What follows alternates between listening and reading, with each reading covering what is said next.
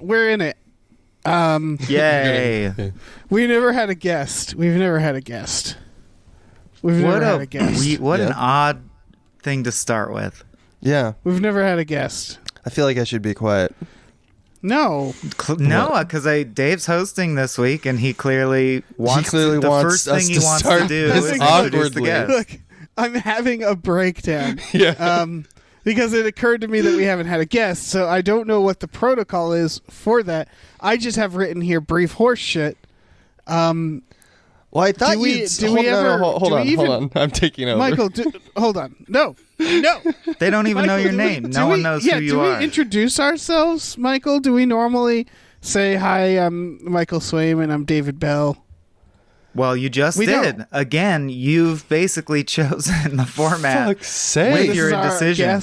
This is our guest, Abe Epperson. I guess it's done. We're good. We're introduced to the show. I guess. Abe. I got a little beef with you guys. Last episode, you had a lengthy conversation about that culminated in you guys both saying several times, "Fuck you, Abe." Fuck you, Abe Epperson. And the Fuck Abe shirt now available, of course, in our merch store. Yeah. What the hell, guys? I don't remember that. I can't confirm nor deny that happened. It's a really weird shirt because it's one of the only shirts we carry that's based on nothing. I don't recall you what guys, that spun off from. You motherfuckers. Whoa. Look. It's a little harsh. Yeah, it is a little harsh. Yeah, babe. You know what? You guys are acting like you forgot insulting me on your podcast. It's such a power play. Just way to do guesting, you guys. Welcome. Good show. Welcome to our podcast. Welcome, buddy. Hey, I'm so great so to have you. happy to be here, guys. Thanks for having me. Yeah. So what do you guys want to do? You guys want to, I don't know, you want to talk about Star Trek? If the loose horse shit's over, I prepared like a check-in about how my week was and stuff that's on my mind. Okay. Hey, what's your week like? But we don't have how's to. everybody doing? How is everybody doing? No, we absolutely don't have to do that. It's your show, man. No. How are you doing? I want to know. Oh, good. No, Yeah? Well, it's my birthday today, and I'm not fishing. Oh! Shut the fuck up. But it's my birthday today. We're recording this and to celebrate / Happy I don't birthday. know. Thank you. / Happy birthday. Thank you. / I don't know why I did this. I decided to do a stand-up gig to celebrate my birthday, so I'm doing. And I was like, is it 5 or 15? And he's like, it's 15, buddy. So I'm doing a tight 15 on Wednesday, and it's all I can think about, and I'm terrified. Congratulations. No, You'll it's be great. awful. Bad decision that I shouldn't have made. Look, everybody, you'll be great. Oh, I'll do You'll a be good great. job. It just won't be pleasant for me, and I won't get anything out of it. Like, why am I doing it? Yes, but the audience will get something out of it, and that's what that's what it's for. Yeah. Okay. Yeah. You know, I'll you're take like a dancing monkey. The monkey's Yeah, not having that's fun. true. The monkey's not happy. That's not the point of the Yeah. exercise. No. Yeah. That's a really Exactly. good way to look at performing. Yeah. It doesn't have to make you happy, motherfucker. No, why would it? It's for them. Yeah. And then they throw money at you, hopefully. Or just praise. You know? I'll take either. How are you? I'm doing good. We all met in person recently, which I think is of note. Yeah. We OD'd on each other, especially after Swain came down to L.A. Ogled and dick. we watched The Big Lebowski together in a theater. It was wonderful. And I just wanted to mention something. On Sunday, we went to Dave's place, and I have a life hack for any listeners. You definitely, speaking of birthdays, what you want to do is you want to, at some point, learn someone's birthday, months in advance, and then go to Google Calendars for no reason and just mark that as their birthday. So that on a day, randomly, when someone mentions in passing someone's birthday, like Dave's birthday, for example, you can just walk up to Dave and say, "This is your it's your birthday, right?" even though he wanted to squeak it by, and then he'll get angry at you for knowing his birthday. Right. But my birthday's not soon. It's not soon. I'm not going to reveal your birthday because I respect why you don't, I don't know, whatever It's reason July you don't 9th. want people. Okay, so yeah. July 9th, 1984. Yeah. I wasn't sensitive about you identifying my birthday. It was the fact that you knew my birthday. Yeah, I didn't want to assume, but it's a life hack is what I'm saying, is that you can at any time scare your friend by knowing too much about them with a simple little bit of work. And that's what's going on with me. Little hijinks like that. I would define that as soon. July 9th? It's a scant brace of fortnights away, my friend. Yeah. Oh, okay. It's coming out before Happy the movie birthday Old. is my point. Yeah. Thank you. Yeah, this is really about my birthday more than anybody else's today. So thank you. Thank you, guys. Any updates? Those are Dave updates. Yeah. Oh, updates. shit. That's great. What a great... Oh, that's awesome. Happy birthday, Dave. Thank you. Thank you, guys. Thank you. Daves. Jesus. I'm just burnt out. I've had a long-ass week of work. That's about it. You know, Yeah, I'm not super fun. burned out right now. Yeah. I really liked the movie Caveat, which I've been tweeting about, a horror movie. That's pretty much it. Does it take place at a cave? No, it takes place in a house. It's not like writing wise, it's not perfect, but it's just really well crafted. For it's a horror movie that a guy made. It's his first movie. He worked like a 9-to-5 job to pay for post production. It took like 3 years to pay for post production. Like it's just really nice to watch an indie film like that, and for it to have a lot of talent behind it, and it was very effective and very creepy. Just like nothing unique in the plot, nothing huge twisty or anything like that. But it's just really well crafted. Nice. And that's it. I'm excited. You have good. I like a film You have that good taste. So yeah, it actually freaked me out. You know, there's actually those moments where you're like, fuck you. Fuck you. Like those types of moments where you know what they're doing. You know that they're doing it. And it doesn't matter. I'm still laughing at Michael's suggestion that the movie is you've been mispronouncing the movie Caveat. Caveat? Yeah. Mm-hmm. Just wondering. No, it's a very dumb premise, which is a guy has to house sit or babysit a niece of a friend who has some sort of trauma. She's clearly has schizophrenia or something, and at night she's paranoid. So in order to watch her, he has to wear a harness that he can't get out of. I just thought he was into like S&M stuff. Yeah, it's kind of cool. similar. And this guy, and he's like paying him $200 a day. It's one of those movies that, in order for the movie to work, the main character has to ignore a series of red flags, and that like anybody would be like, "No, you're not doing that. Get out of there." Hey, the job market's hard these days. Exactly. Well, they kind of frame him as like kind of a guy where you're like, maybe he needs the money. Are you the kind of guy that would be okay with being tied up at night? Yeah, you know? on an island in a rundown house. I do think of myself as that person in 5 years. Yeah, exactly. God, we're just so much horse shit. Oh, so much. I'm gonna do it. I'm gonna. Is there anything else that needs to be said? Anybody have anything? No. All right, I'm pulling the ripcord. The theme song is fading up, and the episode is beginning right now. Welcome to Star Trek: The Next Futurama, an epic team-up between Gamefully Unemployed and Small Beans.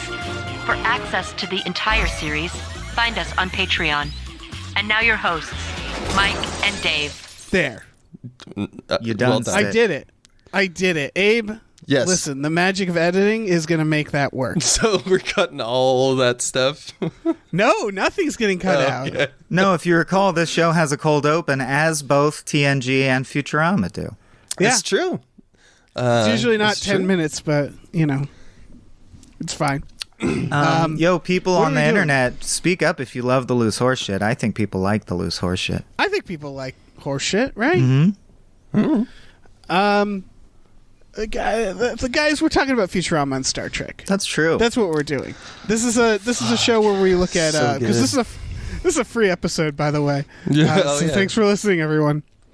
We're taking episodes of Futurama. We're watching them in order, and then we're matching them up with an episode of Star Trek: The Next Generation, and just sort of talking about what it all means, how well they match up, what the meaning of the episodes are, and just an exploration of both series, a celebration. We love it. Abe, Yes. do you like Star Trek? I love Star Trek. Yeah? Yeah, and I didn't find it until late in life. I wasn't what you'd call like a nerd, you know. So like Right. I grew up and I didn't watch sci-fi for long periods of my life, other than I guess like bigger movies. And TNG was like something I found like later than like college, I'd say. It was just after a bunch of suggestions by friends, it just organically came up, and then I just like fell in love, you know. Yeah. And I Futurama, do of know. course. I mean, Futurama. Yeah, I was about to ask. What's it's- your relationship with Futurama? Jeez. Futurama might be the best one of the best. It's like definitely like what I cut my teeth on, you know, like studying those jokes. Like It only gets better too. I know, it's so good. And this episode is so good. It's a solid episode all around. Well, since you brought it up, what episode of Futurama? The episode we're talking about today, or that you asked me to prepare, I guess, or whatever, is Fishful of Dollars. That's correct. That's Yeah. season 1, episode 6. When, Michael, do you remember when we reveal what the Star Trek is? Hey, you guys. What? Well, to answer your question first, we reveal the Star Trek in the next segment, or at the end of this segment, I think. I think at the end of this segment. Right, Oh, okay. right before the cut, then we go into actually describing the Star Trek and the connections, I think. But you're I the think host, you're man. right. So I wanted to say, hey guys, though. I just wanted to say, while we were podcasting, I've never done this before. I just edited a script. So that's, I was a little quiet there, and I'm sorry if I missed Congratulations. something. Thank you. You just I feel like announcing it's that a you writing tapped out. accomplishment. I tapped out for a minute. I fully edited a 2-page, 5-minute script. I think I improved it considerably. Oh, that's And now awesome. I'm back in. Oh, great. Anyway, That's great. You need I to don't- learn to say no, man. I'm not trying to besmirch anyone's hosting, like, with itness or whatever, but I'll just fill the audience in on a couple things here. The audience, who, if you recall, are called swim fans. I think that's canon now. Swim fans, yeah, our swim fans. Yeah. And if you want to understand that, or fuck you, Abe, or really understand why you're missing 5 episodes of this, because this is going to be on the free feed, you should know that this show is one of our special premium shows for, like, usually for patrons of Gamefully and our site, Small Beans. And this one's free to remind you that it exists and to announce that we're having guests now. But Okay. if you want all the episodes, you know, you have to patronize us. That's all. I see what this is. You think you're a better host than me. Yeah, I don't know what it is, I but see I just this. like look in his eyes and I just feel safe. You know? I actually Wait. regretted taking that bit as soon as I did it. Yeah, I'm sorry. See, now he's insecure. I'm back on Team Dave. Oh, you like vicious, like, get the job I liked done. it. I liked it. I thought what No, you were you're doing. not. You're not like. You're not wrong. You know that the people can check out our Patreons for the other episodes. It's true, but I might have just, you know, there's some people who have, like, literally in our exit surveys, there was one guy who unsubbed Small Beans and was like, transparent cash grab, putting splitting the podcast behind a paywall, disgusting corporatocracy. And I'm like, well, it is a transparent cash grab. It's on Patreon. That's the point of it. But I think corporatocracy is a little unfair to levy. It's like 12 I like people. The idea that we're didn't corporate. need to say it. Didn't need to say it. Yeah. So notes on that guy. Is this your first? God, this episode is just falling apart. Is this your first behind a paywall show? Well, we have Bewilderments and Scientifics, which is the Cody Johnston improv comedy show that's hilarious that I think a lot of people still are not aware of or listening to. So thank you for that.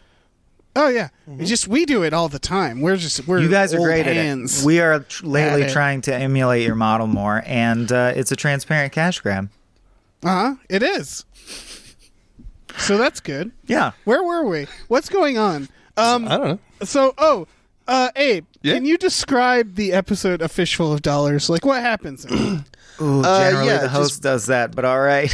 Really? Yeah, sure. But broad we have strokes. a guest, Michael. Yeah, he's calling the shots, man. Right, he's calling the shots. Michael, you want to host? Is that what I'm hearing? Do you want to host this one? No, I super don't.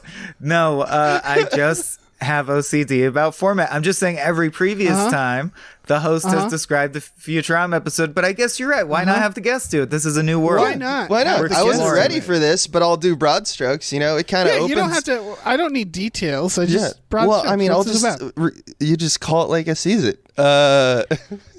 So yeah, like it starts with Fry dreaming, and he realizes there's ads in his dreams, and that's a thing about the future, and then they go a bunch of shit happens, like in the dream world, where we find out that he has to get he's out of money. He can't buy anything. He's poor. So randomly he sees his old bank. He goes to his old bank, finds out that his account is still open. So he's now come into the $4.3 billion. And then what ensues is he wants everyone to experience the beauty of anchovies, which have been extinct for 800 years. So he goes to an auction to try to get anchovies, and is bid across from Mom, owner of Mom Corp, or CEO of Mom Corp, who, which we learn a little later, the reason she wants anchovies is that it could make her robot oil obsolete, because it's so good at making robots oiled up, I guess. Yeah. But Fry just wants them because he wants to eat them. And he ends up getting the anchovies. She does a little heist to try to find out his PIN number so she can take all his money, even though he's already bought the things, which is a big plot hole. No one ever notices. The idea is she's going to take his money, but so he's that already he's so gotten poor, he she spent has to all the buy. money. No, but Abe, I thought that for a second, and then I realized that's why the repo bots come and repossess everything and say your check bounced, because before the check could be cashed, they withdrew the $4.3 billion. We'll get into it. That's not true, because he spends money everything at one time at that one auction to the gentleman who bought every item in today's auction. He didn't, though. He spent $50 million at the auction. And in that montage, that very short montage, he spent $4.3 billion. $4.3 billion minus $50 million is still $4.3 billion. Listen. Yeah. They also steal all his money with his ATM card. So I don't know. I don't think it matters, is my point. So there's a joke literally where they go and have pizza, because that's how they introduce the anchovies thing. He's like, I like pizza with anchovies, where he says, make sure it's under $50 million, though. Because they're making a joke that in that short montage where they're like launching Mona Lisas into the sky and blowing it up with lasers and stuff, that all spent everything but $50 million. I don't think that's the joke. I just think he's trying to get a fair price on a pizza. Oh, okay. And the joke is that to him a fair price is anything under $50 million. Well, either way you watch it, it kind of ends with, or the episode ends with Mom realizing that, oh, you just wanted to eat them? Well, then go to town, because you're not my competitor. So whatever. And then episode ends with them all enjoying anchovies, and then Zoidberg attacks him because he eats all the anchovies and he gets a hard-on for anchovies. Yep. That's the episode. That was good. Good job, Abe. Thanks. Yeah.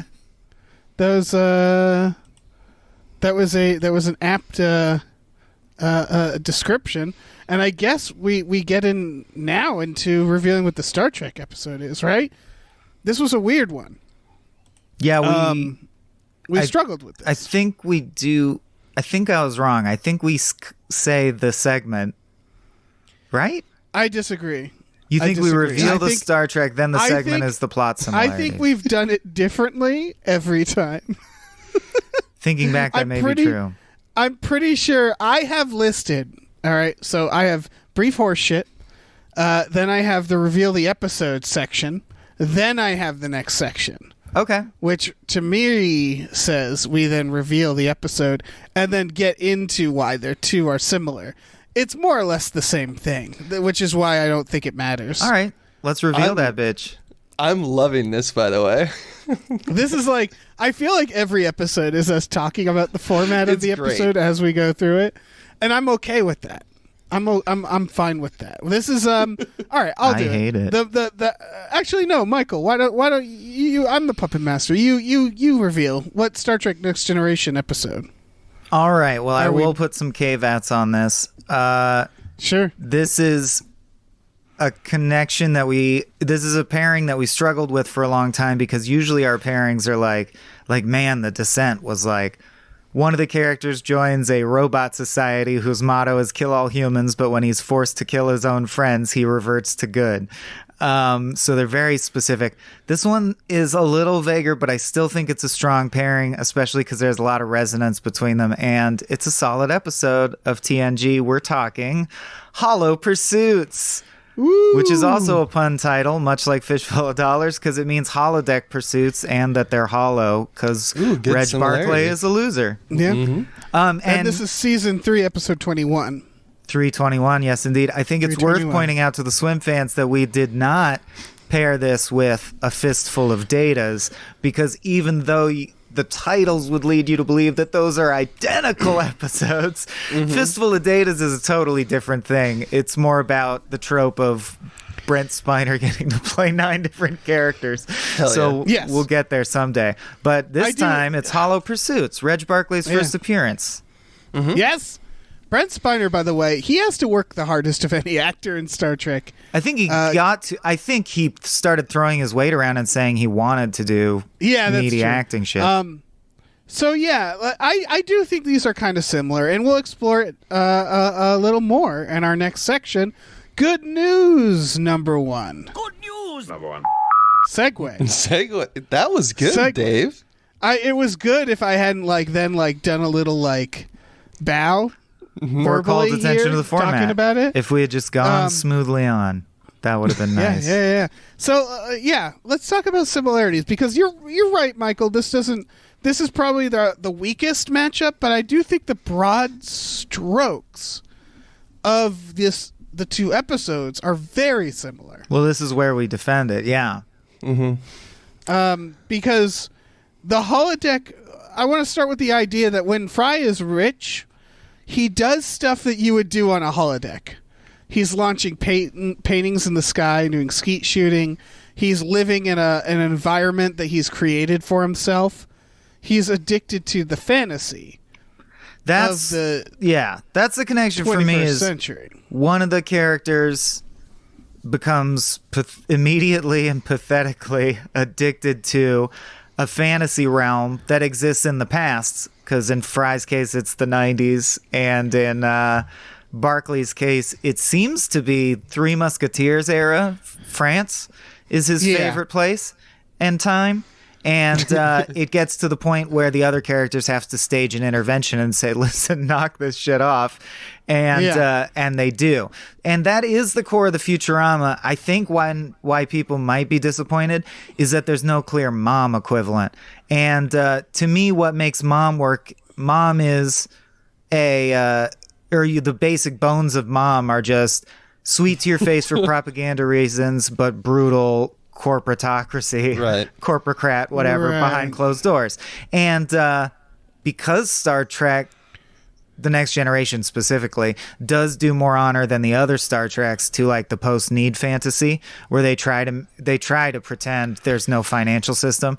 Although later series start to explore like, well, that's only true in the Federation. There's capitalists, Not yeah. everyone's in the Federation. Yeah, that I don't think there's a mom equivalent that like recurs. Like Kiva Fajo might be mom for one episode or something, Right. There is, and there's I mean, yeah. Go ahead.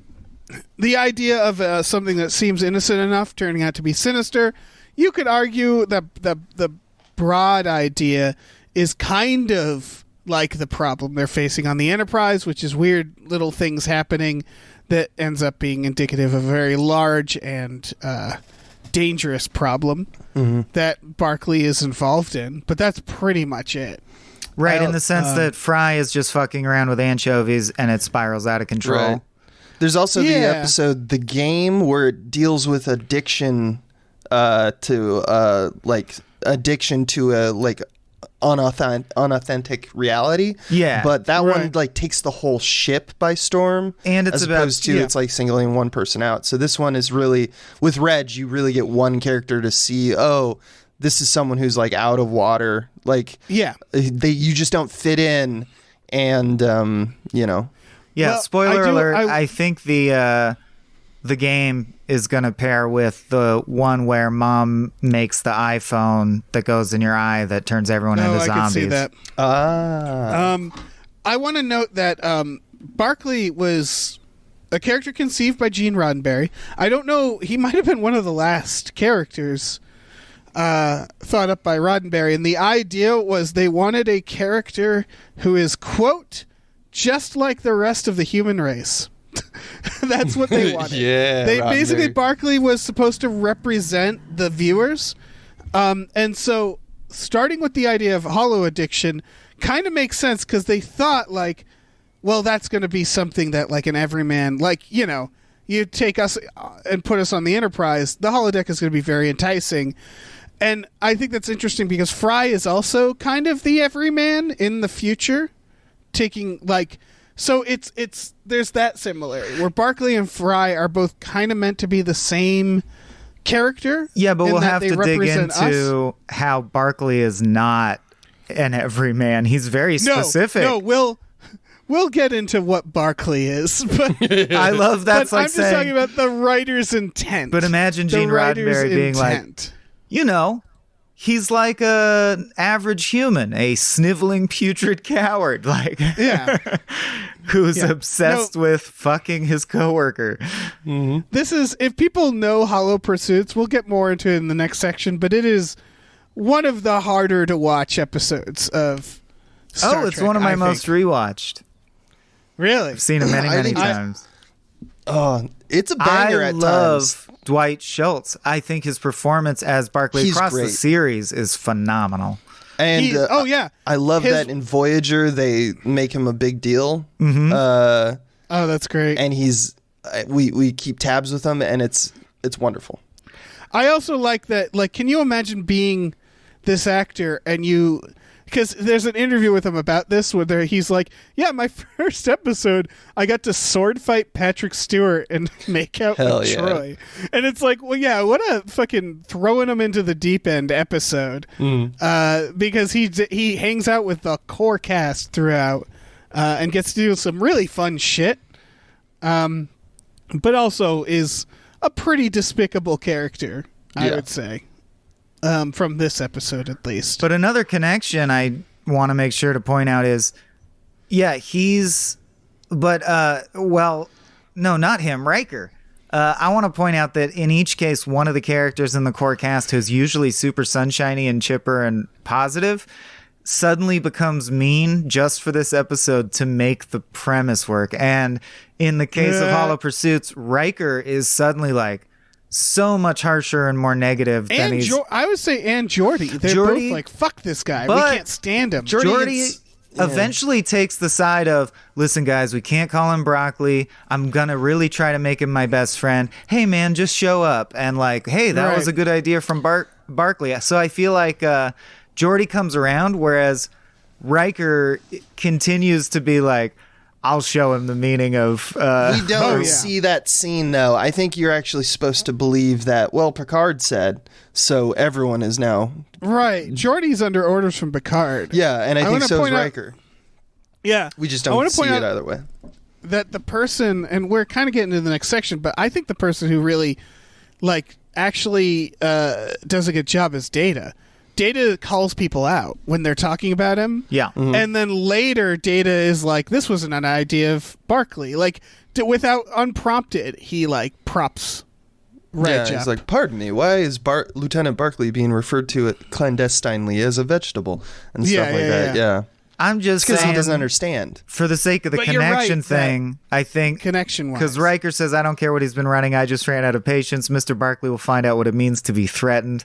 That's pretty violent language from Riker. And in the Futurama, I think Fry's the same thing. He so quickly, immediately goes to the place of saying, "Listen, I found out what makes me happy, and it's not people, it's things," which is great because Bender gets to reply, I'm a thing.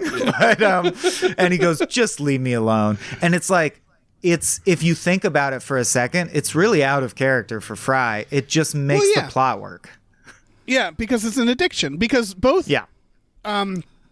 episodes are about characters who feel out of place in their world, right? Who find something that makes them comfortable, and everybody kind of has to tear them from it because it's making them antisocial. Which, boy, that could be about a lot of things. Mm-hmm. I don't know what Star Trek was trying to make it about at the time, because the internet didn't exist, not in the way we know it. So could be parasocial. Relationships. It's you mean just funny freaks how listening to this and thinking we're friends? I was thinking of fans of TNG. Swim fans. Oh, okay. Yeah. Swim fans. No, it's just funny because it feels ahead of its time with video games and the internet and shit. But I'm guessing there was just always things for people to lose themselves in, right? Mm-hmm. When they're antisocial. Mm-hmm. And I don't know what I feel about that message. Or at least the broad strokes of that message. In Barclay's case, he should definitely not be doing the things he's doing. But yeah, both episodes, that seems like the point is you don't really fit, and it's easier to make the world around you accommodate you in this fantasy than to try to deal with the real world. Yeah. Exactly. And then at the end, the characters decide to be with their friends and to accept reality. Mm-hmm. Mm-hmm. Yeah, that's the only similarities, really. What do you guys think? Should we just get into the actual? For sure. All right. Well, let's get into our next section then. Right now. Fight my shiny Prime Directive. We did it. You did it. It's done. Awesome. I did it. I pressed the button. Yeah. So yeah, this is a section where we basically just explore the episodes and talk about the themes. We don't have to talk about similarities. I feel like our first section was a little short for that reason, but I feel like this section is going to be pretty extensive. This is arguably the section that's a podcast that we could have just cut here and started here. Really. So obviously I want to know what your thoughts are, because the big fucking elephant in the room is that Lieutenant Barclay is recreating fellow officers in the holodeck to blow off some steam to fight them, but more disturbingly, to have sex with them. Yeah. Presumably, at least make out with them. Presumably. And you would assume that's the cleaned up TV show version way of saying, yeah, he probably fucks them too. And he makes a dig at Riker, I'm going to make you short, you piece of shit. He's just, yeah. Yeah, sorry, he's just commanding them. He's just and so that's also a thing, which also is another Voyager episode where that kind of happens too, because the holodeck or the holograph, the doctor, right, makes a novel, and he doesn't realize that he's making fun of all of the people on all the crew, which I love, so it's because something they do. That's been a sitcom plot in modern day sitcoms. Like, you don't even need sci-fi for that. It's very 90s. Yeah. Well, it's treated very 90s, too, because everybody is upset by their own depiction, and then everybody else is playful when they see each other's. Of like, oh, I don't see what the big deal. You know, Riker kind of is like, when Troy meets her other self, she tries to delete it, and Riker's does like, have hey, an now. element of humor. But it's different with Troy. Yeah. Like, just getting around to this, we have deep fake porn laws today, which show that you cannot do this. You cannot take someone's face and put it on pornography. It is very weird that there are not, because Riker says at one point, like, well, there should be a rule against this. There's no regulation. Well, there ought to be. He's not wrong, and in fact, it's weird that there isn't. Because you'd think that they would immediately hone in on, like, yeah, you can't recreate people without their, unless they're a famous dead person. We have these laws now. A lot of them are to protect money, but a lot of them are protect human rights. There is no reason why Barclay shouldn't be removed after this episode. Yeah. For example, The Last of Us 2, they wanted to cast Elliot Page originally, and there was a lawsuit or like legal hubbub over how similar the character ended up looking to Elliot Page anyway. And then, so it's like, even now, even in video games, you can't, there are likeness rights. You'd think there would still be likeness rights. And also, while I have the floor, I just wanted to point out that you're glossing over the stuff he does with fighting and violence. I would say is just as disturbing, especially the opening sequence where he fantasizes about putting his boss in a chokehold and going, "You're just a pretty boy mannequin full of hot air, Riker." And like, borderline, like, he's fantasizing about assaulting his coworkers sexually and non-sexually, and it's hilarious to me that that's the 90s Gene Roddenberry version of, like, you know what I mean? He's like a little creepy, and you're like, no, he's a problem. No, he's gonna do a mass phasering of the Enterprise at some point. He's a fucking. That's the thing, is that there's later Barclay episodes where we start to, like him, but like this episode, it's like absolutely not. Well, but what they're trying to go for is... This person is a problem, because he's not just recreating these conflicts, like you said, beating people up on a fantasy world. He's doing it in a fake 10 forward. He has a sex fantasy of Troy in her office. He's presumably going to fuck Troy right there in 10 forward in that fantasy at the beginning. It's really problematic. Yeah, but I think we have to acknowledge that what the show was going for, it's intended to be the classic tale of someone who's shy, like Walter Mitty-esque. So, in that... So when we look at it through modern eyes, it seems like more than that. But in that context, it's just the thing, like, he's stuttering all the time when he's in real life, but he can speak perfectly when he's in the holodeck, etc. And it just gives him a, like he says, which is very disturbing, honestly. He says, Geordi, the people I create in there are more real to me than anyone I've ever met out here. That's sociopath shit. Yeah, except maybe you. Yeah, because he can control them like action figures. I love when Geordi's the first to find out, and I love that Geordi is just like, look, I get it, Reg. I fell in love in that.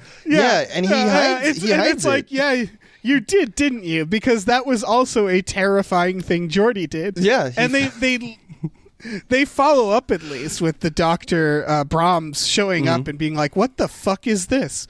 But for people who don't know, season 3, episode 6, Booby Trap, Geordi recreates an actual person to help him with a problem, and then falls in love with the holodeck creation. And then they do a follow-up where she shows up and she's not the person that he thought. But Geordi is notoriously in love with artificial life. Yeah, and he's notoriously kind of on the edge of being a problematic person when it comes to dating and women. Well, he's a real Harry Kim.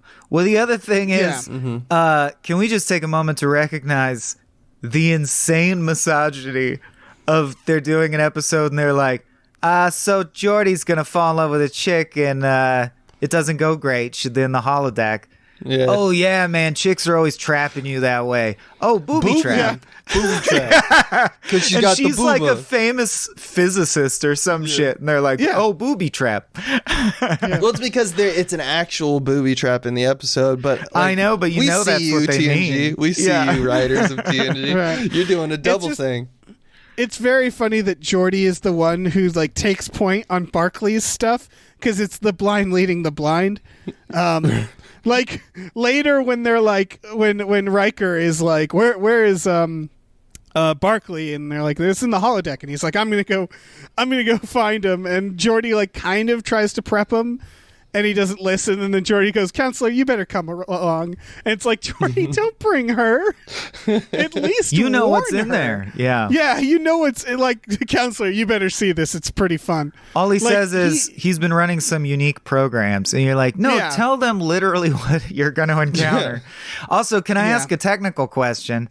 And I don't know if anyone can answer it, but so my understanding is that the holodeck, which I never understood this part because the floor the floor doesn't seem like it's an omnidirectional treadmill, but somehow I assume it's like a treadmill. The holodeck, because the holodeck's only so large, right? And they even talk about if you walked that far that way, you could touch something. And they say even if two people are in the holodeck and they go in separate directions, they stay close together. The holodeck just moves the environment around them and creates walls between them so they feel like they're in separate areas.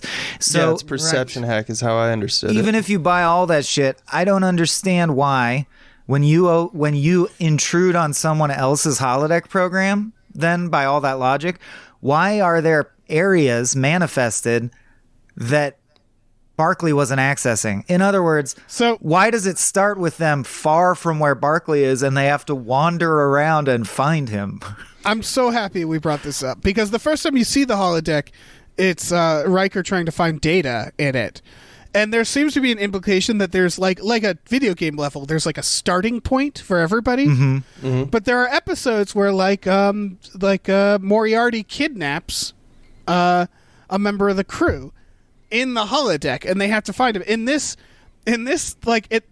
instance, the Enterprise is faced with something that might kill everybody. They go to find Barclay on the holodeck, and they spend like 15 minutes looking for him. Mm-hmm.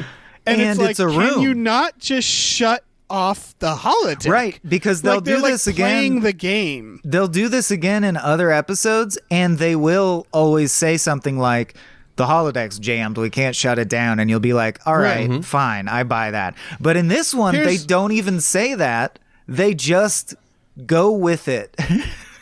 So I was actually, before we all got fired, I was writing a thing about the holodeck on Cracked where I was really looking into this because I was very curious of how the holodeck could work. And there it's so inconsistent because, like you said, it's just a small room. Mm-hmm. What I did learn is that in an episode of Star Trek Enterprise, it is revealed that the technology was invented by aliens. We took the technology from aliens as a gift. So we really don't know much about it. And we just put it on all the ships. We're just like, everyone gets a holodeck, baby. Go ahead. My best guess of what could possibly be happening on the holodeck is that it's actually more like the Matrix, where that if you actually saw what was happening, it would be them all just standing there in a room with their eyes rolled back in their heads. I think there is no interaction physically. The room just bewitches. That still doesn't answer the question of why they wouldn't shut it down to go, yo, Barclay, get out of there. That's true. Right. I also think that's that a plot hole. Yeah, it can remember teleportation is obviously a thing, so they can teleport people to different start points. And I think the room is big enough that you can get away with searching and then It teleports you like across Dave the was room. saying, there's this little hack it does of your brain, like, you know, making straight lines curved and whatnot, you know, and stuff like that. That are the perception hacks that it kind of all blends it together. But yeah, I definitely agree with Mike that they could all, at any time, because it doesn't affect anything. You control the mechanism and you say holodeck and program. Yeah.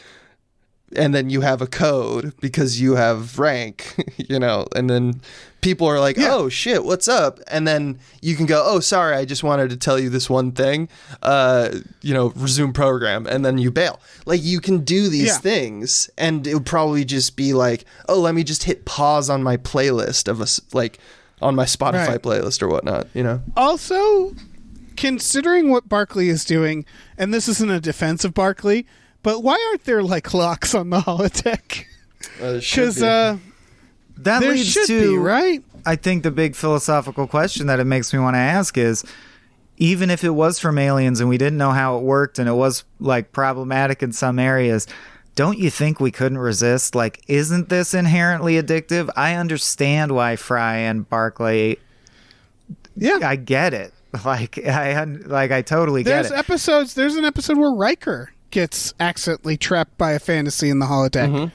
It causes a lot of problems. Yeah, one of my questions here that I wrote was, where does the sperm go? Because you know it goes somewhere, right? Oh yeah, and you know they're flinging sperm. The teleporter's so precise. They do things like I actually love this idea. Different ways to skin the teleporter. Like, there's an episode of Voyager where they're like, oh, we're flying through a cloud of very loose fuel particles. Have the teleporter start teleporting single particles into our generator. Just like ram scoop all the shit in this area. And I'm like, oh, you can use the teleporter that way? That's dope. So I would assume as your jizz comes out, it gets teleported into like a food recycler, and then Neelix serves it. Yeah. That's fair. I prefer the idea that there's like someone has to come up and like scoop all the I was about to say, I like the idea that afterwards Barkley has to like take a napkin and like just like clean instead the of holodeck. using like the sonic shower or something that exists, they have to inject it into space. No, it's like there's a big sign taped on it like, hey, at the end of your time, you know, turn the hose on. There's a drain in the center of the floor. You know what to do. Someone has to use this after you. I also want to point out that, well, first of all, in the wide shots of sword fighting, the guy sword fighting so clearly isn't Barkley. It's hilarious. But secondly, it's not like The Matrix. It explicitly does not download new skills into your brain or it doesn't manipulate your body. They've made that clear many times over. So that means Barkley is actually, in real life, like one of the best fencers alive, because his body motions are defending against 3 programmed sword he's in bots. Starfleet, baby. Yeah. I'd say yes and no, He's because just I'm really sure there's fucking good. Yeah, I'm sure there's difficulty levels set, because they always talk about difficulty levels Worf on the trains holodeck. in there by But fighting he bots. moves like a experienced fencer, you know, so I'm just saying he is you can watch him do the moves and you're like, he is an experienced fencer, which is an interesting wrinkle for Barkley's character. Well, they show that he finds his confidence in the holodeck all the time, you know? Yeah. But almost in a way where it's Dr. Jekyll and Mr. Hyde, where you're like, that is a completely different guy. That is to a bizarre degree. He's like a deranged. Yeah, so I mean, people talk about that about digital avatars in like Second Spaces, you know, and like remember Second Life, you know, and stuff like that. People being completely different people online because they felt that they could hide behind a veneer of something, you know. Well, that's why the Futurama of it all is interesting, because what we're positing, I think, is that Fry sort of does the same thing with Infinite Money. And I do think that points out that in modern day, we sort of have a version of this, which is it's a common knowledge that like infinite money does put you in, we call it like a bubble, a false reality. And many people can't hack it, and their souls become like twisted and deranged by being in that bubble.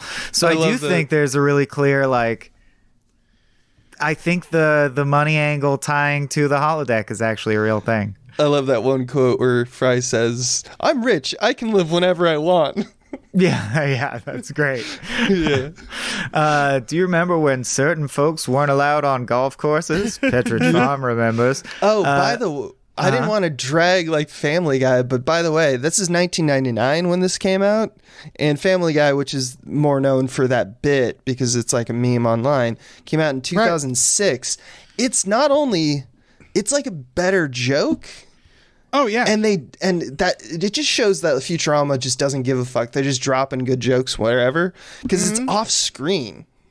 It's also shows that Family Guy is very mediocre in their joke writing. Right. I think it's less of a deep joke, and it reiterates itself several times. Family Guy used to like quote unquote spoof other like jokes from like David Zucker films. Like oh look, we're spoofing it, and it's like no, you're just doing the joke. You're just doing the joke. Because like if young people watch this, they're not going to know where it's from. You're just taking and it. You're not like updating it or using it like you're not updating it. You're just doing the joke. Right. It's weird. It's weird. Yeah. No, Futurama's great. Worth pointing out, this episode of Futurama starts with a poker scene. The two robots on springs playing poker. I was hoping that Hollow Pursuits would start with a poker scene, but it didn't. Yeah, it didn't. No, but that's still a similarity. I mean, it's not the cold open, but after the cold open starts, both episodes start in the dream world of Fry, and in TNG starts with Barclay's holodeck program. The teams handled because how do you not of course that's what you're going to do, right? Is start scenes in media res in the dream world and then break the reality. So both writer teams handled that very similarly because that's the fun way to do it. It's a good way to do it. Yeah. Yeah. There's a MacGuffin in both episodes. Container of stuff that is highly valuable to someone else, or the medicine in TNG, and the anchovies in Futurama. Oh, that works really well. And they use it in the same way story-wise, because there's a link from the MacGuffin to ultimately a more sinister involvement in the adversary's like motivation, or in this case, the problem of the episode in TNG, Invidium, or anchovies, being the fact that anchovies have oil that would bankrupt MomCorp. Whereas Invidium would cause the ship to destroy itself and it's invisible, so that Barclay has to help them realize it's there. But I will say, the end of Barclay's arc is the more traditional one, which is, he solved one problem. I guess he's going to be all right. I was going to say this is that really the only thing that could give Barclay another shot on the Enterprise is if he literally saves all their lives, and he does that. Yeah. That's what it takes, because anything less of that, they should fire him. Yeah. There's so many people who deserve Starfleet. Everyone in the world works for it. Okay, let me ask you this then. When you were in puberty times and you jerked off with your imagination, are you old enough that was a part of your life, or was it always internet? No, yeah. Yeah, when you jerked off with your imagination, didn't you imagine people you knew?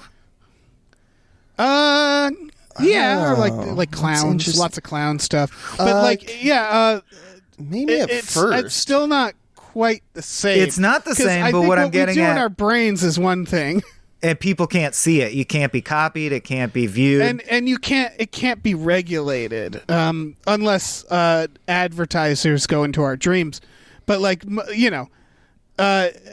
there's you can't. You can control what you do, not what you think, right?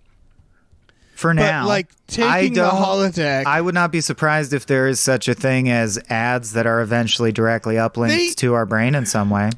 And isn't that a TNG episode? Ads? Probably. No. Thought the thought monitoring. Well, isn't there's that a Deep Space Nine? DS9 Random Thought episode where there's a society where they are all telepaths, so they have to be careful what they think. Here's what it is, though, is that I think there's implications in TNG. We talked about this in one of the previous episodes where they're scoffing at how people used to fear death. Yeah. Where there's this idea that they're evolved. So kind of the way that the future presidents of the world where like video of them getting drunk at a party in their 20s is not going to matter anymore because technology has evolved in a way that we have to evolve with it, and we've all accepted that, like, yeah, we all have pictures of us doing stupid shit, right? There's always going to be certain things that aren't appropriate that we're like, no, that's never cool. I didn't do blackface when I was 20. There's always going to be that. But like we evolved. And so the implication with the holodeck is like, oh yeah, we all like to jerk off in the holodeck. It's cool. Like it's actually like, considering that there doesn't seem to be any regulations here, it's kind of surprising that they're surprised at what Barkley's doing, because you'd think everybody would do it all the time. Well, it's also the same question I have about video games and VR. Like, most video games are murder simulators. So will there come a day in my lifetime where I put on a VR headset and I'm like, wow, this game's amazing. It really feels like it would really feel to murder someone. It's like, is that what I want out of this device? Yeah. They really, really nailed it. And will that actually affect my brain in any way? If it becomes if it becomes the point where it's holodeck real, like almost inseparable from life. I mean, 7.6 on IGN. Hey, we don't do decimals anymore, motherfucker. You don't do decimals anymore? It would be a straight 8. You'd be straight 8. I guess, nice. I mean, I don't think it would, because it's never, if it's not real. I mean, I think it depends on the individual, because it's like, yeah, part of what makes a game like GTA okay is that the graphics aren't good enough that it feels like, oh, I'm really seeing a person die here. And I don't think video games will ever want to do that unless the point is to be upsetting, unless they're making The Last of Us, know? I think kind of the same way movies can show very realistic murders if they want to, but don't, because it's not fun. What I'm surprised about in this episode is just like, surely this came up before this moment, right? Like, surely when they invented the holodeck, people were like, fucking George Washington, because of course you would.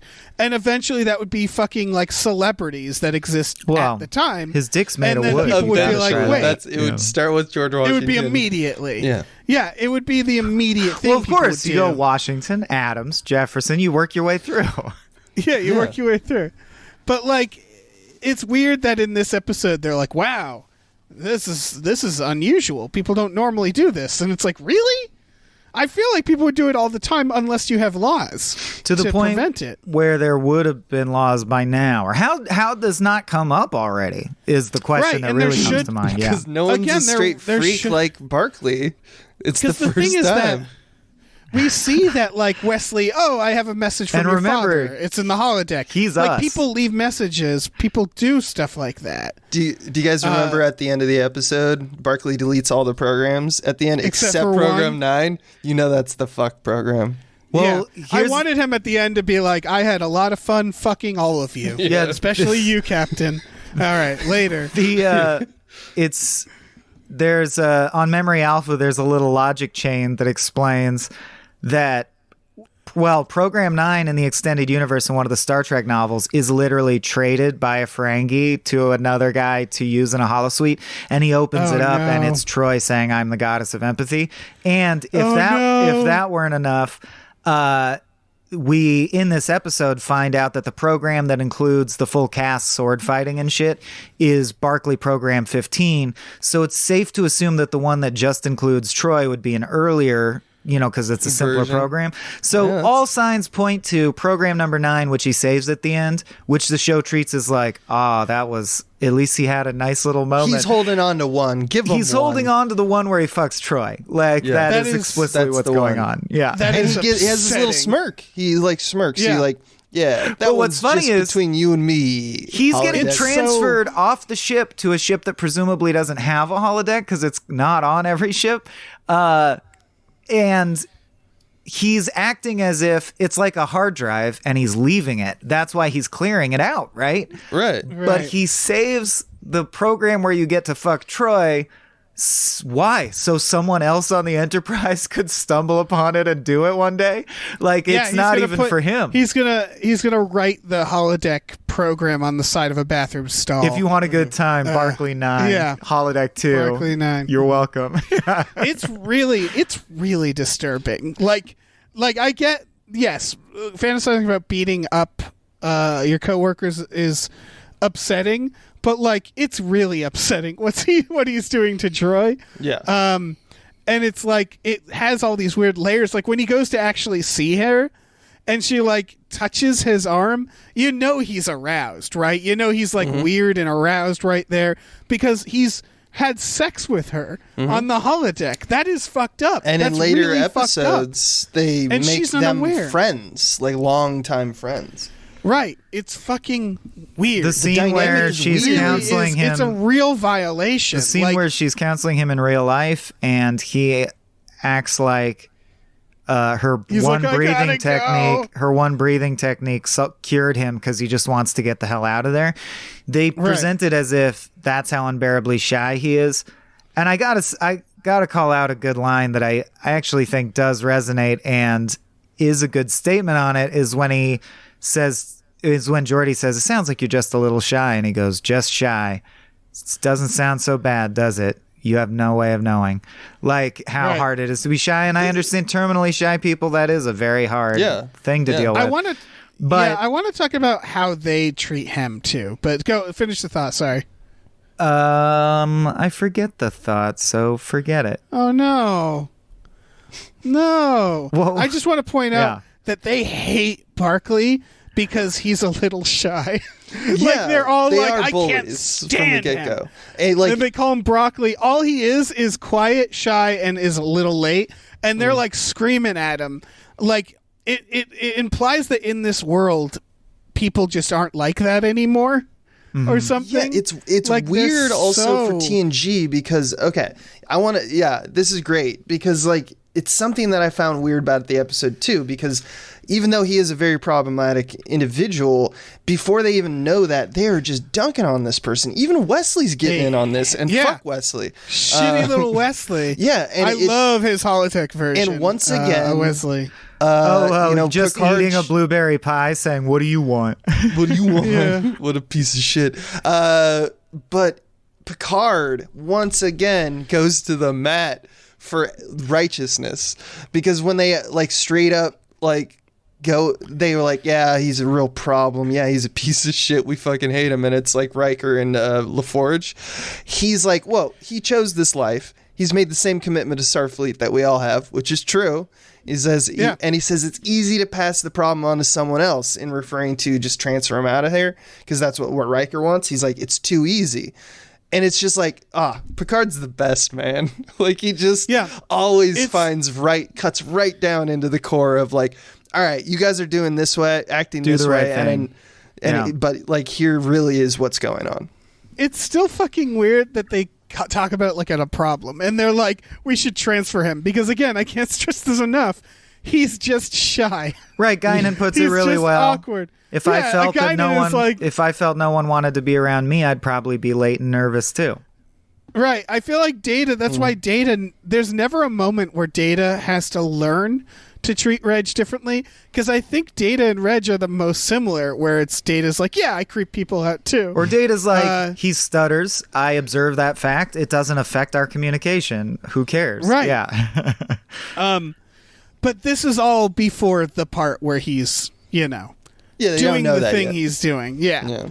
And that's key because once that happens, it's like, maybe not. But it seems like maybe it is a known thing that people do because Geordi says, as far as I'm concerned, what someone does in the holodeck is their own business, which sounds like Barclay isn't the first one to fuck crewmates. Like, that sounds like, what if someone does in Vegas stays in Vegas? It's like people know people are doing this. Jordy's just like, look, Barclay, we all have a Troy program. I get it. Yeah. It's pretty messed up. Nobody tells her about it. We all programmed Troy has a Troy program. We all programmed the ship's doctor to say the master will spank us if we misbehave. Yeah. No, I think what it is that it's like the internet. It's like, look, we all there's porn everywhere. I get it. But what people don't do don't tend to do is Photoshop their friend's face on pornography. And that's the stuff where it's like, no, it's not like it's not technically I don't know, apparently not illegal in this world. Although again, I can't stress enough, we have laws about like deepfake porn for this reason. But like it's still extremely bad. Like, and they clearly are upset by it. I think what they're referring to is like the episode where Riker gets like sucked into the holodeck with that jazz lady. Minuet. If you remember that episode, Picard shows up too at one point, and he's like, "Ooh, who's this?" And they're both like sitting there in the holodeck hitting on her, and I'm like, "Are you guys gonna fuck this hologram?" It's the double team of the highest order. Yeah, what's happening here? Like, what is you're both sitting on a holodeck alone. It's just you two hitting on a holodeck character. That's weird, right? Look, but the point is that in the future, they're just like, yeah, look, we all do it. It's fun. Well, it's muddied by the fact that by the time of the Voyager timeline, there are multiple episodes about holographic rights. They run into a completely separate alien race of photonic beings who are like, we are explorers. We're the Star Trek of our universe. So it's like holograms are also capable of evolving. What if they're capable of sentience? What is it? Is it okay to use a sex doll if that sex doll is theoretically capable of evolving into a sentient creature? Yeah. If it is sentient, the answer is no. But our society and Star Trek society has deemed if it isn't sentient, yes, you can fuck it. Go to top until it they're gains gonna make that like spark. Anti-piracy ads. So it's like you wouldn't fuck a hologram.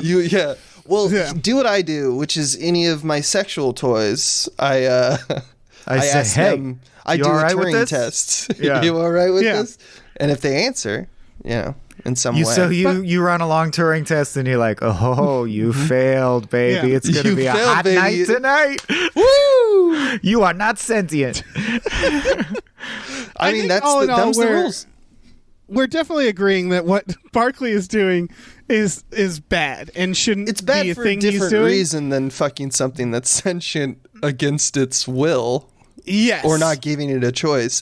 But it is very like it because it's not our choice to use it. Like, we don't have any choice to not allow our likeness to be used. So right. It's just interesting to me that it isn't the central point of the episode. Mm-hmm. And, like, they don't even need the B story. This whole thing could just be about this because it's such a violation.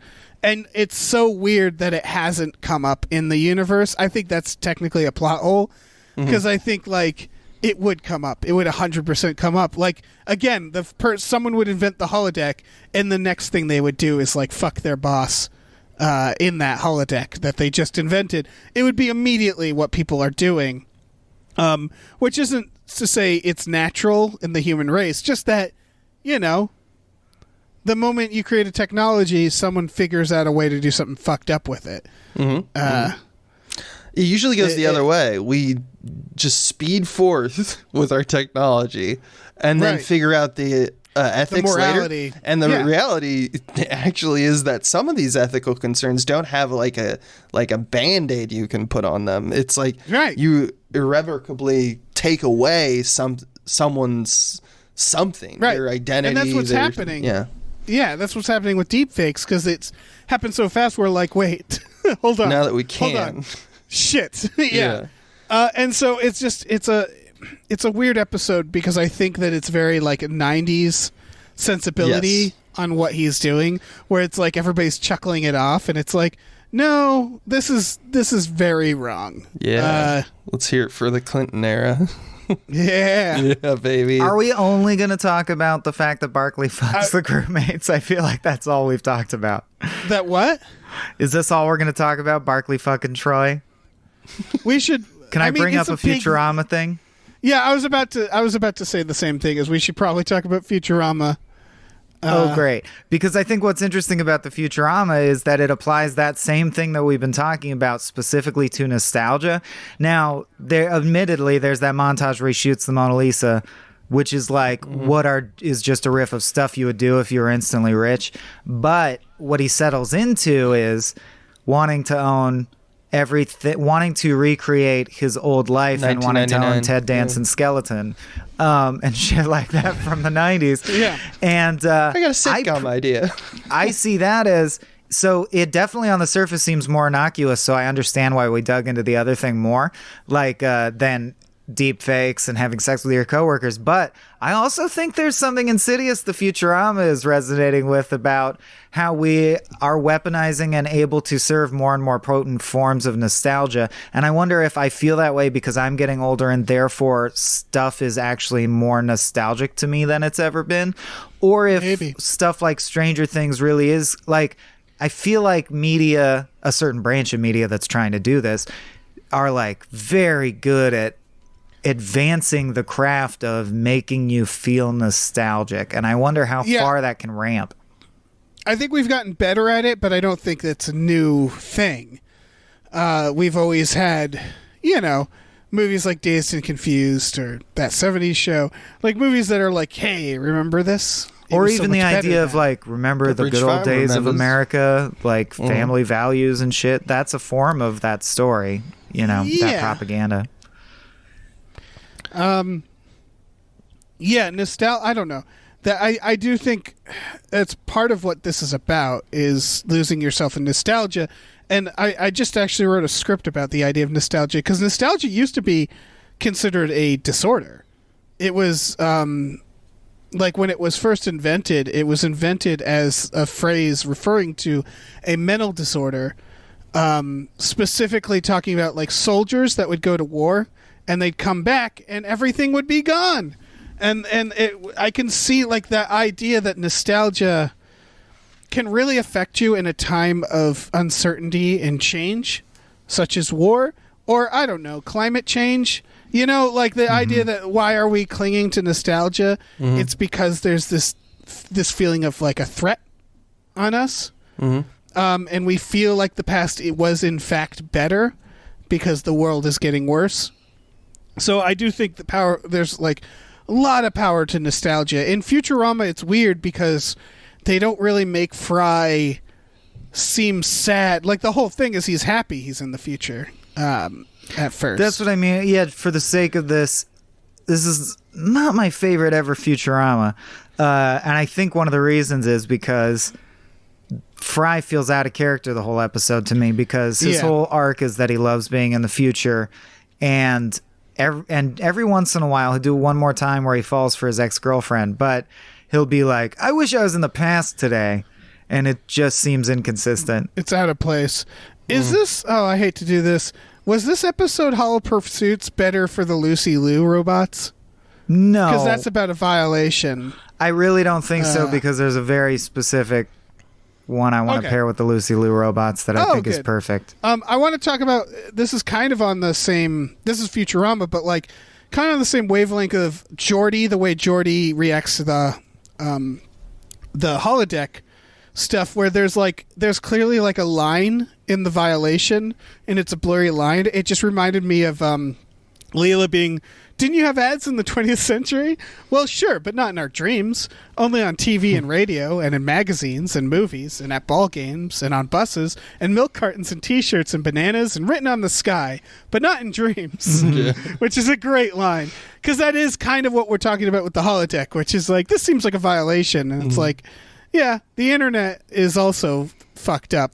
I also like that they have a follow-up later in line when they're buying things, and he goes, Beanport sucks. What kind of world is this where they can advertise things that not everyone can afford? Quiet, there's an ad coming on.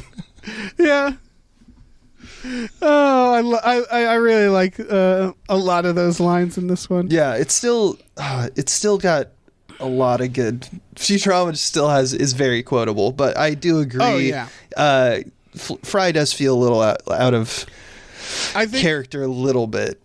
Yeah, I think Michael's right that it's a weaker episode in terms of season one problems. The characters. Yeah, but like I love a lot of the lines. I love the Visa hasn't been around for 500 years. American Express 600 years. Discovery card? Sorry, we don't take. Just don't take it as a Discovery card joke. Yeah. That's a good joke. There's a lot of good like quick jokes in this one. And I feel like we're at that point in this episode where we can start calling them out. Sure. Yeah. I mean, unless someone has I thought you only cared about anchovies and stuffy old songs about the buttocks. Oh, my favorite joke in the episode for sure is Fry waking up on the street in the gutter. He looks around, he sees a robot, and he asks the robot, "Hey, buddy, what year is this?" And he goes, 3000. 3000. Yeah, that's a great one. I actually think that my favorite joke is almost the button to the episode. Is like spit out the anchovies and he goes, no one likes them at first, but they'll grow on you. Yeah, There I are also no like more, this and there like never bright will ending. be. Yeah. There never will be. Oh no, my ATM card, my secret PIN number, 1077. Yeah, he keeps doing it where she's like, how much is it? 1077, same as my PIN number. I like that they never realize that mom is evil to the point that it ends with him going, what a nice lady, when she leaves. Yeah, the mom stuff is great. Like, I love when the ads they do, like, style and comfort for the discriminating crotch. Also, for the Mom Corp ad, Mom, Love, and Screen Door are registered trademarks of Mom Corp. Yes. Screen Door. I like when she leaves and goes, now I'm off to some charity BS for knocked up teenage sluts. God, that's, oh my God. What a line. What Also, a line.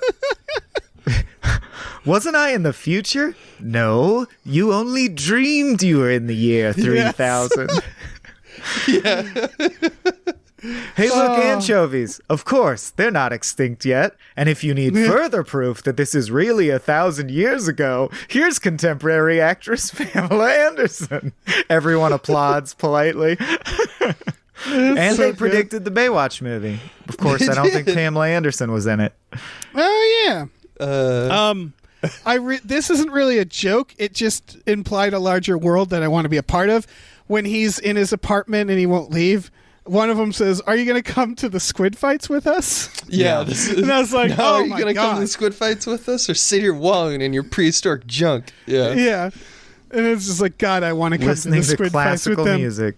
Yeah. I also like there's I guess it's more of a visual joke because we avoid seeing the thing that's actually funny. It's a tactic that I think Futurama does really well, which is when they're talking about Fry outbidding Mom. My God, this Mr. Fry must be a mastermind of the highest order.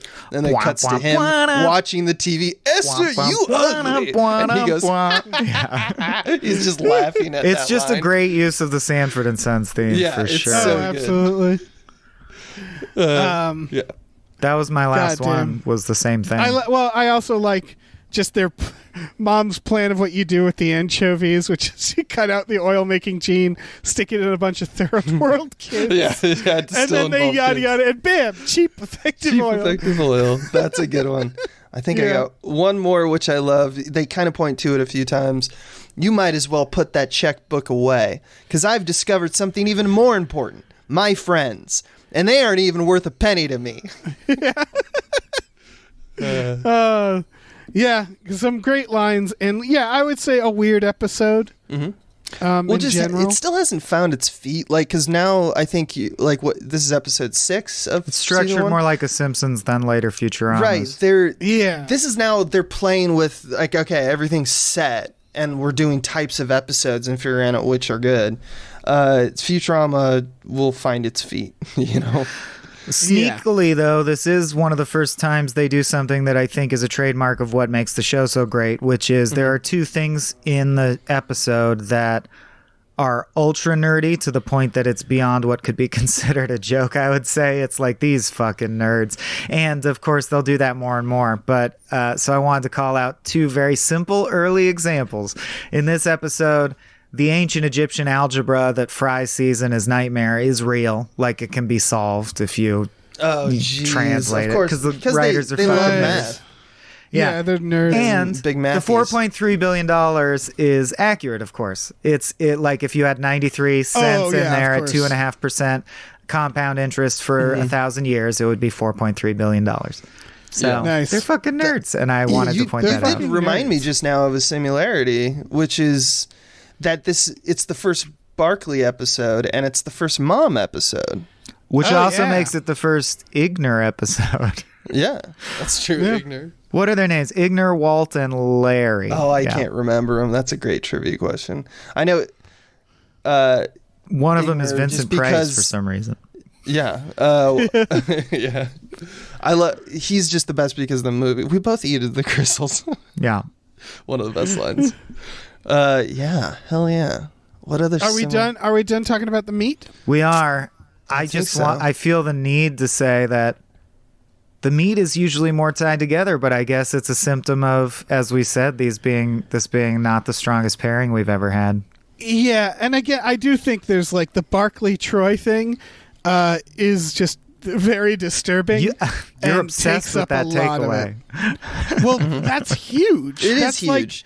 That's It's interesting. We it's talked about out of holodecks everything- for a long time, but I think it's Right. going to happen for you guys at some point. You It's can't good not to have talk a about holodeck it. Our first episode. holodeck episode. Yeah. It was Of the pod. inevitable because the holodeck doesn't make any sense logistically, but just what Barkley's doing in this episode is a horrific violation, and it's kind of hand waved. Which is why I was saying this is one of the more painful episodes of Star Trek to watch, because it introduces Barkley in an extremely villainous way, and they're like, he's not so bad. Yeah. And ultimately, It's they like, only huh. solved the problem by doing what they were going to do already, which is pressure him to transfer till he transfers, which he does. Right. I think it's this version He doesn't where transfer. like because the Isn't- internet doesn't exist yet, it's not something that people thought about because they kin it to, well, it's like, I mean, people, like you were saying before, Fantasize. Swaim, like if people just like think of you when they're Right. masturbating, how's that any different than what the holodeck is? It's like, well, now Let me be we clear, have though, I wasn't structured- saying they're not different. I was just Right. outlining the spectrum. Obviously, Oh, yeah, they're yeah. different. I'm just No, saying no, this yeah. is a 90s understanding of that Yeah. concept. But point of And it's order, interesting. in the last scene, Barkley says goodbye to everyone and then deletes the programs. My understanding is that's because he's transferring off the Enterprise. Am I wrong? No. I didn't think No, so. He's in other no. episodes. Well, he's in future episodes, but also it's because he says after talking with Troy, I've decided to do this.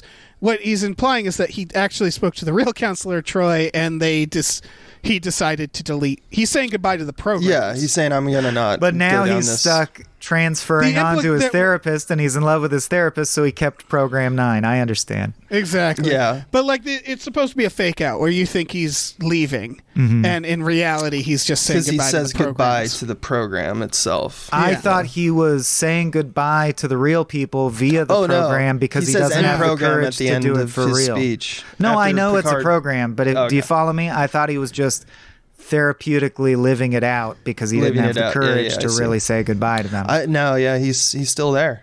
Barkley's on the Enterprise. I thought he came Because he back. saved the Enterprise He in the end. becomes a. Oh, I know. Yeah, I thought he'd come becomes back. I thought he came back for some reason. Nah, he's just there. He becomes a spider later. That's Remember I that? know all the late shit season. that happens to Barkley. I just thought he transferred away, then transferred back. I don't know. Anyway, Did you guys Well- know that both these episodes take place in the future? Mm-hmm. That's a That's similarity. a good one. Yeah. Check that off. speaking of the All right, future, I wish we're I was gonna- there we're- now. We're gonna get into our next section, and we're gonna talk about which show did it better, and that is in the section 2 to knock it up a notch. Bam!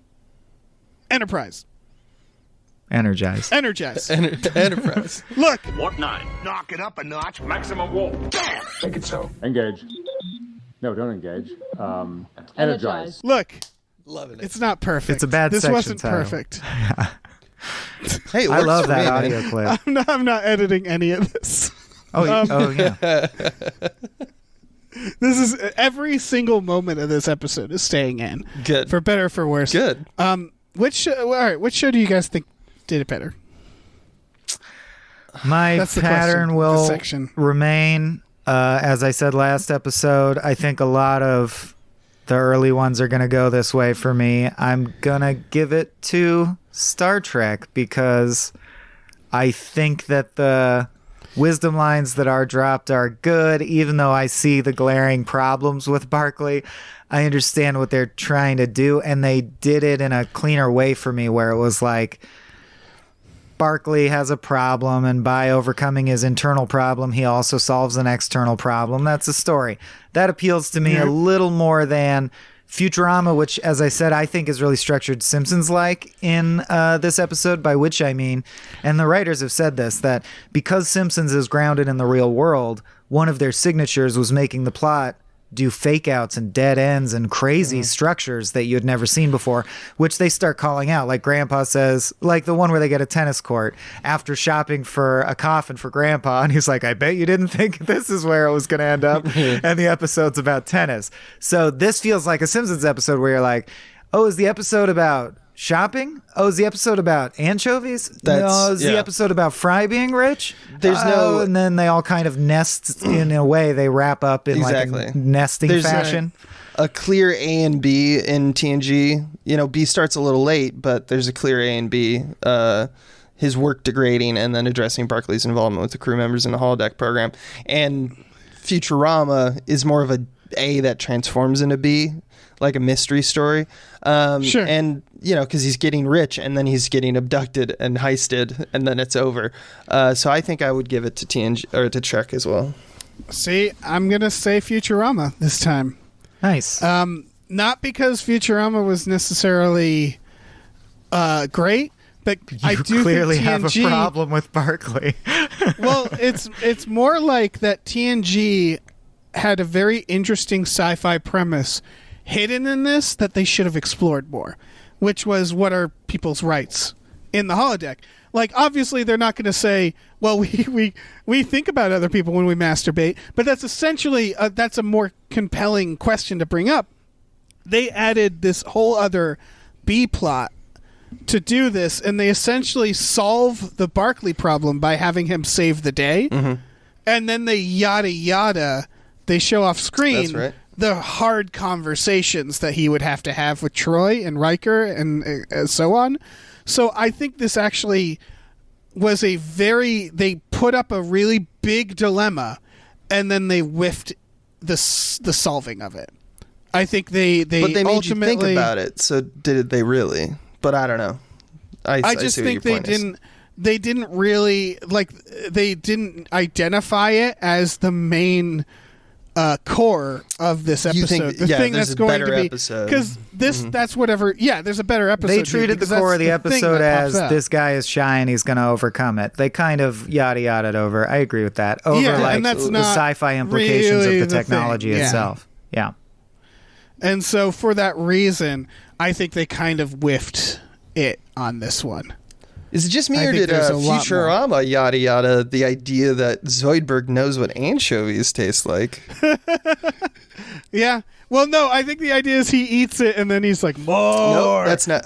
But he smells it first. I have the receipts. He says that he stench. describes it, and then later, before he's had it, and then later he knows it's anchovies when he walks in. But that's okay, because he said, the professor says anchovies went extinct right about the time your people came to Earth. So he must have been, I think all we're realizing... He's 800 years old? ...is he's one of the first lobster people to ever come to Earth, yeah. They said he can't... that when you're... But that makes no sense because Harold Zoid was a star long before that. Yeah, well, it doesn't matter because the professor says when your species arrived on Earth in the 23rd century. Oh shit! So they arrived 800 years ago. So plot hole. Yeah, it's a huge plot hole. Or he's experienced them via technology, like a synthetic anchovy. or like it's been the information has been passed down. Or you're right. Their species remembers tastes. Maybe that's true. I hadn't thought about that. A plot hole. I think both episodes are kind of weak. Yeah, that's fine. Yeah, I think they can't all be winners. Doesn't mean that they're all bad. I mean, no. Futurama has buying the Mona Lisa at like what seems to be like a salon, and then catapulting it in the air and shooting it with lasers. I love that joke. That's a great joke. You know? yeah. And I think that Barkley is also one of the better actors on TNG. Like, he's really fun to watch. Wasn't he in the A-Team? That actor? He's one of the A-Teams. So? I think he's. I don't know. watched the I don't know A-Team from A-Team. Hold on, I'm looking up. Forever. Everybody That would be stop. amazing. Everybody stop while I look up the A-Team. Yeah, I'm almost certain the guy who plays Barkley. No. He's known for The years being don't on the add up. A-Team. No, Dwight you might Schultz, be right. Yeah. Howling Mad Murdoch, 97 episodes of the My A-Team. God, he's Murdoch? He's Murdoch on the A-Team. Oh my I think that was part of God. the stunt casting, because Murdoch is like a ladies' man and he's like Right. cool. He's And now so- as Barkley, he's this bumbling I jackass. didn't even put that together. This is blowing my Yeah. mind. What a career! What a career. Dwight yeah. Schultz. Dwight Schultz. Way to He shows up go. in one Star Trek movie. Do you remember? He does? That Yeah. is it He shows up Generations? briefly. Nope, it's First Contact. He's the guy who geeks out at Cochrane. You don't even realize it's him because he has like Oh. more hair in the scene, and he looks a little different. And I think it's just because the actor's older. He's the one who like fucks with Cochrane's head and makes him like That's awesome. wanna leave. Yeah, because Barkley can't get anything right. Yeah, he can't. Yeah, Poor Barkley. Barkley. he's such a fucking mess. All right, let's get into our last section. That's right. This is our Q&A section. It's called Hailing Frequencies. Open, Captain. I don't want to live on this planet anymore. Do it. Do the noise. Open hailing frequencies. Frequencies open, sir. I don't want to live on this planet anymore. You did it. Oh, you weren't talking to me. That was a cool noise, though. All right. So I got some questions. I didn't put out a prompt this week. I just went back and looked at some old It's questions. true, but we'll need to re-up soon. I'll do it next time. We will have to re-up soon, yeah. And yeah, I think you should do it because you're more popular than me and will get more responses. And that's good. I That's feel good. weird It's now. a good thing. All right. Yeah. Good. No, more Twitter popular. Like my mom likes me more, Yeah, you know? for sure. Like that's what matters. My mom likes you more. Yeah. This is from Doc Garby, good old Doc, JD Burroughs. This is a long journey to get to a simple question. Assuming the teleporters and replicators are the same technology used for different purposes, and the replicators are using the disintegrated matter from crew, has to go somewhere, that enter the teleporters to create food and drink, has to come from somewhere. The big question is, would you eat Picard? I think what Doc's getting at is that like I like this question for this episode is that presumably the replicators can replicate human meat. If you wanted And them maybe to, you yeah. could be like, Give yeah, me and a you could be slice like, of I would like Picard steak. Picard's head, please, replicator. Well, it's kind of similar to the holodeck thing because it's the question of what is the moral limit of that technology? Does that hurt anyone Yeah, to eat Picard's face? You can't make apparatuses like advanced robots or something, but it seems like all matter's on the table, and it's like, does that mean there's a soul? Can it create a soul? Is there a soul? Because like if you created a full human through the replicator, isn't that just cloning? And Can they can the do replicator replicate a living toad? And what would be that would have massive implications. I think it can because the replicator can make Klingon food, which is very much alive. Which is very much alive. Goth So you is can a just- living creature. Yeah. So if you have of whatever, because I assume it's like 3D printing rules. So the There's some- replicator can create life like fully. like it can just fully Yeah. create a human, right? If it has Well, the memory if you had a imprint, big like, replicator, they and you use had the the pattern buffer big enough, yeah. I'm guessing like a teleporter. I'm guessing it actually simulates the living things in that it's not actually alive; they're just wiggly. That's Because I think interesting. there are times where Klingons talk about how like there's been a few times where they're like, these replicators make you weak. Like it's not quite the real thing. Yeah, that's so much harder for a computer to do, though, because that's like you're asking the computer to like improv on like, okay, so I want specifically the wiggly aspect of these noodle worms, you know? Yeah. And then it's like, okay, that's what you want, but you don't want the fact that they all like share a hive mind, you know? Or you don't Let's say want that them was to true. have perceptive ability or be aware of pain in their or they environment. like. Do you care if they pee out of their face? You know, like there's so many details that a computer would be like, I don't know what you mean by make it similar or replicate the behavior of. They would just replicate the individual. They imply that synthahol doesn't taste like real alcohol, and sometimes replicated food doesn't taste as good as the real item if you make it yourself.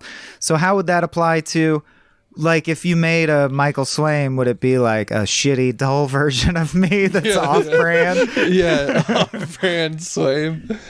It might be. I mean, Safeway Select. I don't know. I think it just simulates. I think it'd be a great power move to make Picard's head and also make it screaming while you eat it. Yeah, you could specify. in the middle of 10 like, forward. Give it vocal cords. Yeah, give me his screaming head, please. I'd get his ass. I don't think the brain actually works. I'd get his ass printed because only it's like he would know that that's his ass, but other people would have a harder time identifying. Go to 10 forward, put it out like a birthday cake, fucking eat his ass while I make a stone cold eye contact with him. That'd be great. I wouldn't eat him because I have a better idea what I do with him. Sure. I make a Picard and I take his skin off. And then, or I guess I just ask for a skinned Picard. You just ask for Picard skin, yeah. And then I can wear the skin and be Picard and say, That's great. engage. Number one. Whatever the case, we'd all probably wash out of Starfleet. Like they would ask us to leave. I feel like, and we'd be like, Barclay, but Barclay, but Barclay. And they're like, yeah, Barclay. We don't do any of that Enterprise stuff. It's just the skin stuff. All right. Next question from Christian J. This is a weird one. Data turns into a werecar. How does the Enterprise's crew handle a Cadillac murdering crew members in the halls of the Enterprise? How do they figure out who it is? Can you stop curses in TNG? I'm worried this question got away from me. I picked it up because this brings up an interesting thing to me, which is that there are episodes of Star Trek where they're like, who did this thing? And they don't know. Right? Mm-hmm. Yeah, all the time. Which means they don't have like security cameras. Oh, that's right? interesting. Like they don't have video taps of everything, yeah. Yeah, they're a starship. They're not a private, like their hallways are public space. They use logs and stuff. Yeah, but like you'd think they'd have cameras. You'd think it would be better just to do cameras, yeah. Yeah, you'd think there'd be like the computer would be aware, be able to see where people are, what's going on. Well, the ship's computer knows everyone's location at any given time through their comm badge, and there's many times where they don't even use that information. It's like, couldn't you have tracked who did this by asking the computer, hey, who was in this area at this time? Identify their comm badge and track it. Yeah. Yeah. And like, why aren't you taking pictures? I don't know. There's the drumhead one where they're like suspecting everybody. Mm-hmm. There's the one where Picard gets in trouble for sexual harassment and then murder. And they have to recreate it in the holodeck for the court. And it's like, why don't you have video? I mean, that's someone else's station, so I guess, maybe they don't have cameras, sure. But it's just weird. So you're saying, though, to answer the question that was asked.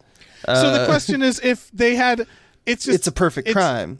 No one would find it out. Crime. They couldn't find out. Except I don't think the hallways are wide enough for a Cadillac as a real boat of a car. I think he'd get stuck in one of the corners. You could be to scale. You could be to scale. You mean, it's roughly Data's size, so it's like a 3/4 scale Cadillac? Yeah. Then they'd probably throw up a force field and have him crash into it. Yeah, but they wouldn't find out who it was because they'd just be dealing with a Cadillac. You're saying, so you think the question that Christian J asked was, how would they go about solving the case of who done it, not how would they stop the werecar physically? Yeah, it was the question. No, I think he was asking, or they were asking, how to stop the werecar physically.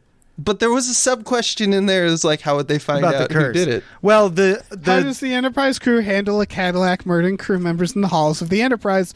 Do they figure out who it is? Can you stop curses in TNG? I think that was the question. On the bright side, in the honking, we realized that the curse is actually science gobbledygook, because the professor says that a code snippet was uploaded to Bender's antenna when his uncle died or whatever. So actually, I think because they did us the service of sciencizing the magic, the TNG crew could totally stop that curse, because they deal with science gobbledygook all the time. Like Geordi would be like, if I turn the dual phaser into a triple phaser, it just might do it, Captain. You know what I mean? Yeah.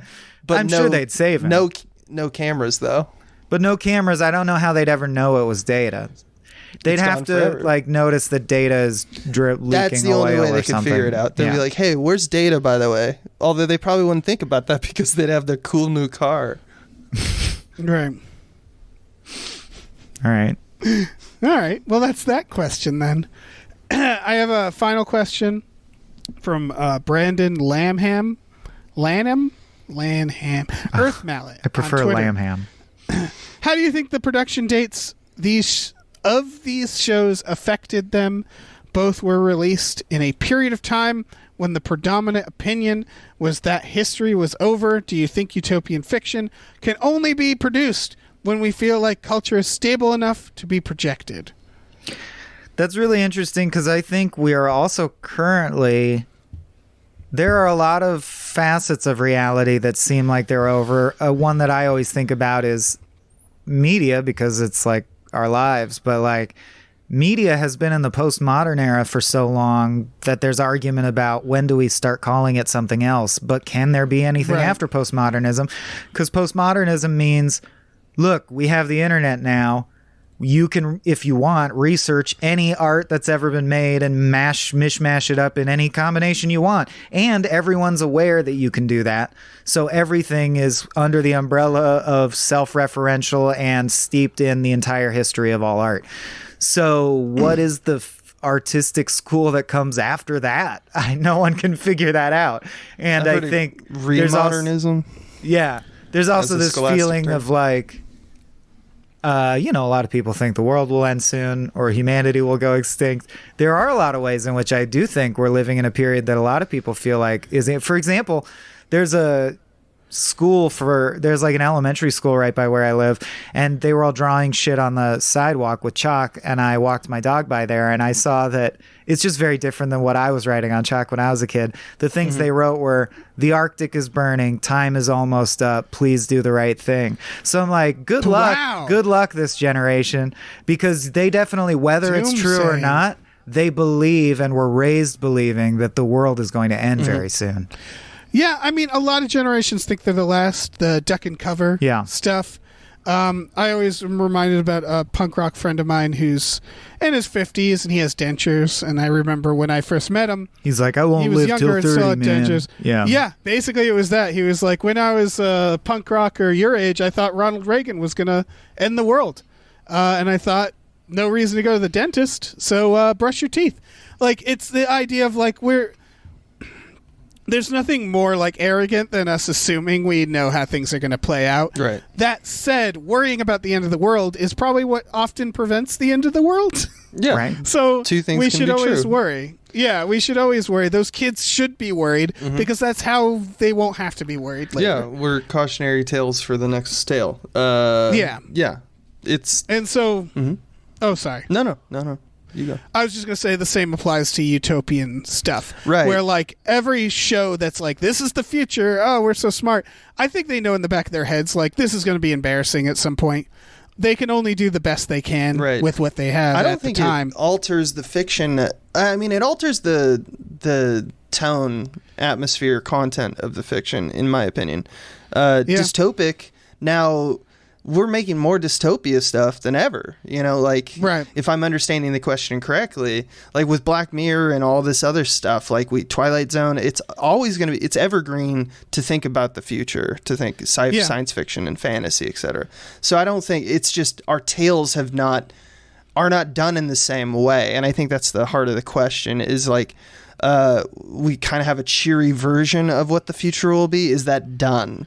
And I think no, because someone's going to do it and we're going to be like, nostalgia for that.